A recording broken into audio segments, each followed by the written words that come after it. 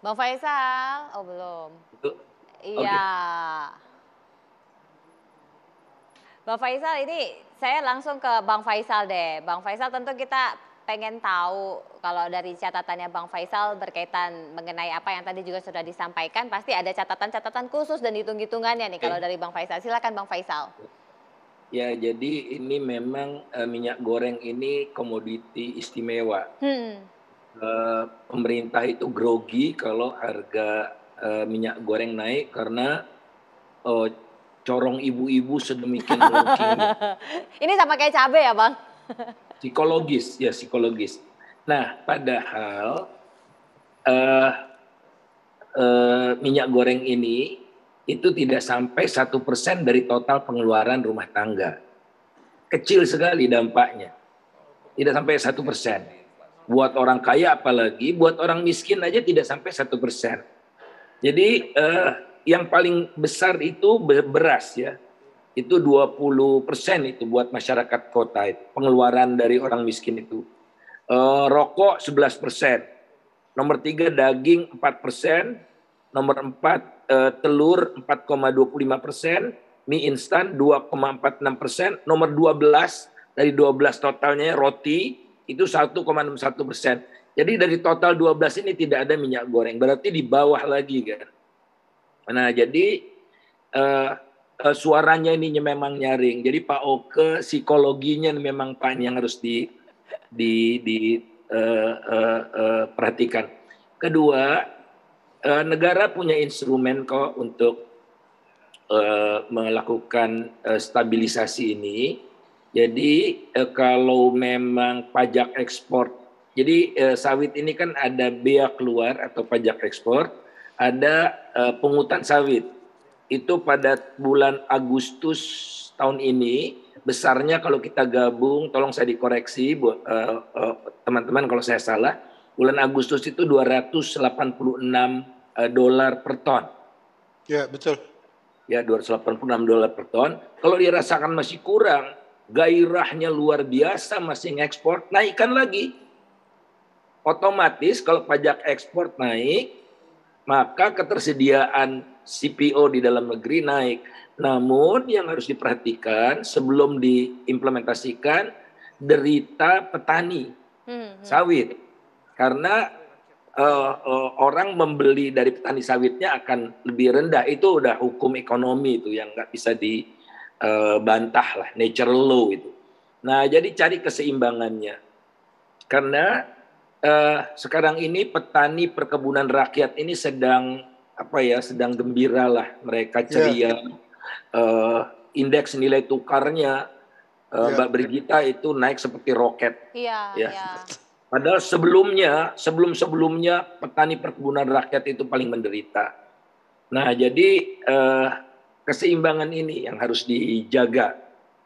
Nah, kemudian eh, tidak ada baunya terjadi kartel, tidak kelihatan proses. Semua bisa dijelaskan bahwa ini mekanisme pasarnya jalan. Nah, mudah-mudahan walaupun tadi Mas Bima Yudhistira mengatakan bisa merembet sampai ke komoditi lain dan ke tahun depan ya, saya perkirakan sih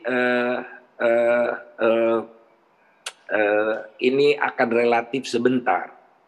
Ya, ini kan pemicu utamanya adalah semakin banyak porsi dari nabati untuk energi, harga energinya naik. Ya. Harga energi naik, kemudian ada climate change juga, ya, yang membuat gagal panen yang telah disampaikan oleh Pak Oke tadi. Di awal. Nah, Ya. jadi jangan sampai, menurut saya, saran saya jangan sampai dilakukan tindakan-tindakan ekstrim untuk fenomena-fenomena yang bersifat sementara begitu. Ya, jadi jangan kalap. Nah, psikologinya ini saya lebih kepada kesehatannya tadi yang Pak Sahat sampaikan itu mengerikan. Kalau saya terus terang ya, kalau ada gorengan-gorengan itu betul-betul selektif lah. Nah, kalau di Jepang minyak jelantahnya itu dikumpulkan, tidak dijual lagi, tapi diolah kembali menjadi aftur, pengganti aftur ya untuk rute-rute penerbangan lain. Nah di kita ini yang besar-besar, gerai-gerai yang besar juga jualan itu, jualan minyak jelantah itu, saya nggak usah sebut lah ya, pokoknya gerai-gerai besar yang goreng-gorengan itu juga ada yang menadahnya, ada yang menadah narkoba ya, tapi memang ada marketnya ini, seperti oli juga gitu. Nah, jadi kesehatannya, oleh karena itu jangan kita mengorbankan aspek kesehatan untuk menekan harga. Dan bagaimana membuat kemasan yang lebih murah. Nah, kemasan buatan Indonesia ini relatif lebih mahal. Iya, itu lebih pekerjaan mahal. Kalau rumah misalnya lagi ya, Pak. kemasan dari China itu jauh lebih murah, sampai separuhnya. Jadi ini mungkin catatan. Pak Oka ada tanggapan? Baik, ada beberapa hal yang tadi saya sampaikan. Skemanya itu memang pemerintah selalu hadir untuk higienis dan kehalalan dan sehat. Tapi ini adalah di sisi produsen. Produsen minyak goreng sudah terstandar, terstandar. Permasalahannya sekarang adalah perilaku masyarakat.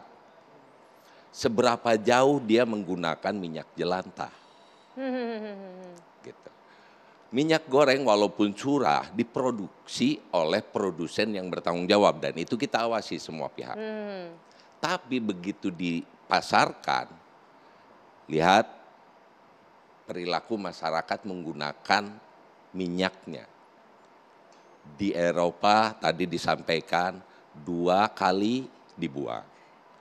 Ini ketika kita ditunjukin, Dikilat, wow warnanya hitam. Berbuang, kan? Nah itu kan yang tadi ditinya. Dan itu perilakunya. Jadi memang ada terjadi bisnis di minyak jelantah karena tadi apalagi harganya sekarang mendekati bagus sekali dan diterima di negara maju untuk dikonversi menjadi energi. Gitu kan, itu memang jadi pasar yang bagus gitu kan. Sebetulnya tadi ini yang sedang kita pertimbangkan dengan matang. Karena tadi pada dasarnya minyak goreng yang beredar selama itu dari produksi timnya Pak Sahat itu semua bertanggung jawab. Mereka memproduksi sesuai standar kesehatan. Nah begitu sudah beredar tinggal perilaku masyarakat memperlakukannya. Ya kan itu. Nah tapi di sini pemerintah baru mengawal dari sisi produksi. Dari sisi informasi yang harus diterima, itu pemerintah harus ngawal juga. Kalau di kemasan bisa diinformasikan tentang informasi produk dan dibaca oleh masyarakat, dicurah enggak. Itu masalahnya. Makanya tadi disampaikan oleh Pak Sahat, yang keluaran ini sama yang keluaran ini bisa dibedain warnanya. Betul. Jadi mungkin itu kalau itu. Jadi ini sedang kita pikirkan matang, tapi yang sebetulnya adalah kebiasaan masyarakat yang harus diperbaiki dalam penggunaan minyak atau good kalau di pertanian itu good agricultural practices-nya. Nah tinggal Mbak Gita tadi yang tadi dimakan 5 itu tuh digorengnya berapa kali menggunakan minyaknya. Tapi kalau 2 kali goreng, 2 kali dipakai itu pasti sehat. Karena tadi dari sisi produksi binaannya Pak Sahat dengan udah diawasi pemerintah bahwa produsen minyak goreng kita walaupun itu dalam keadaan curah sudah sesuai standar. Nah tadi itu tambahannya. Makasih. Jadi kira-kira dalam waktu dekat ini bagaimana supaya paling tidak harganya ini ya so-so lah, dan ke depan tidak terjadi lagi fluktuasi harga sehingga membuat orang deg-degan gitu ya kalau ketika mau melihat harga dari minyak goreng itu. Sesaat lagi kita akan lanjutkan, tetaplah bersama kami. Ya kira-kira gimana ya, orang udah merata gitu kita belanja di mana aja tetap segitu. Ya naikin harga dagangan biar kita bisa nutupin yang kenaikan dari minyak itu. Ya saya jawab, ya kok Bang naiknya tinggi banget katanya, minyaknya aja naik kata saya gitu. Ntar kalau minyak turun ya saya harga lama lagi gitu. Iya sih, menurut yang saya lihat di TV sih kayak gitu, harga lagi naik ya. Cuman kalau yang tadi saya lihat di dalam sih Harga normal sih Mas, cuman pembeliannya dibatasi aja gitu. Tadi yang saya lihat sih 2 liter ya, 2 liter jadi per 1 liter gitu terus ditulis maksimal 2 pieces per orang gitu per transaksi. Ya tinggi, biasa 32 sekarang 37. Ya kadar sih dinaikin, orang malah lari kan, nggak jadi beli gitu.